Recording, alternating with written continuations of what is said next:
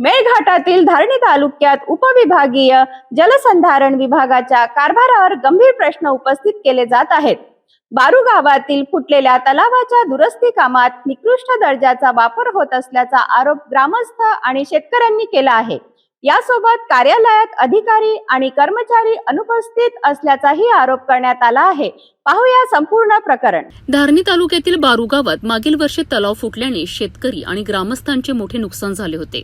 यानंतर तलाव दुरुस्तीचे काम सुरू करण्यात आले, मात्र हे काम अत्यंत निकृष्ट दर्जाचे होत असल्याचा आरोप स्थानिकांकडून करण्यात येत आहे। ग्रामस्थांच्या म्हणण्यानुसार तलावाच्या गेट परिसरात दगड आणि मुरुम वापरण्याऐवजी थेट तलावातील गाळाचा वापर करण्यात येत आहे। तसेच कालव्यालगतचे रपटे उखडलेल्या अवस्थेत असून त्यांची दुरुस्ती करण्यात आलेली नाही। कालव्यांमध्ये मोठ्या प्रमाणात गाळ आणि झुडपे साचलेली असून स्वच्छतेची कोणतीही कामे करण्यात आली नसल्याचा आरोप शेतकऱ्यांनी केला आहे। तलाव फुटल्यामुळे ज्या शेतकऱ्यांचे नुकसान झाले होते त्यांना अद्याप नुकसान भरपाई मिळालेली नसल्याने शेतकऱ्यांमध्ये नाराजीचे वातावरण आहे। याशिवाय धारणी येथील उपविभागीय जलसंधारण कार्यालयात अधिकारी आणि कर्मचारी वेळेवर उपस्थित राहत नसल्याचाही आरोप करण्यात येत आहे।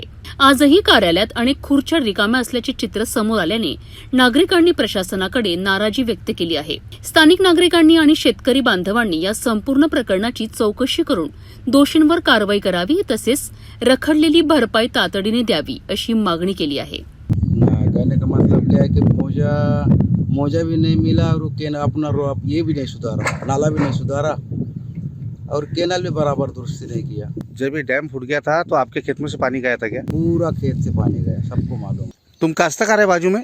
हाँ ना।